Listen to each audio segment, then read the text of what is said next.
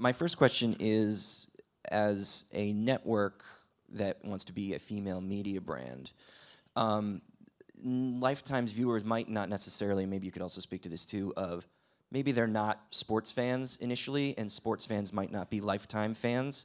There might not necessarily be an immediate crossover there.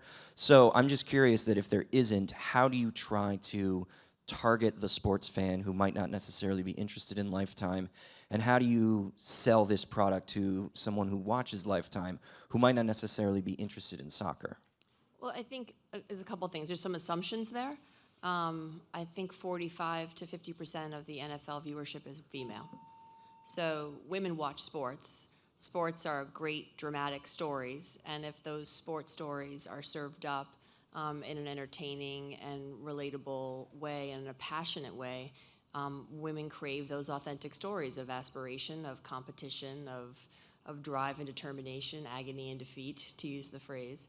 And I think that we see a tremendous amount of overlap with our audience. I mean, we haven't had soccer on our air yet, so I can't tell you, from a numerical standpoint or empirical standpoint, exactly what that overlap is going to be, but that's our job, to sort of present that in a compelling way.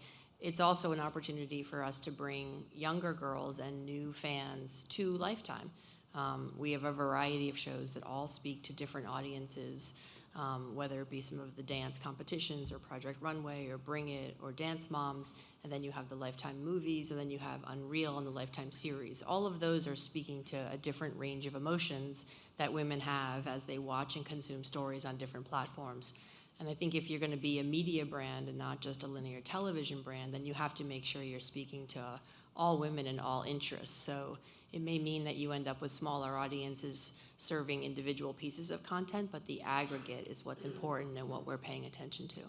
It's so exciting for the players because we're about continuing the growth of the game. And what better way to do it than have a game once a week where the fans can connect and be part of this.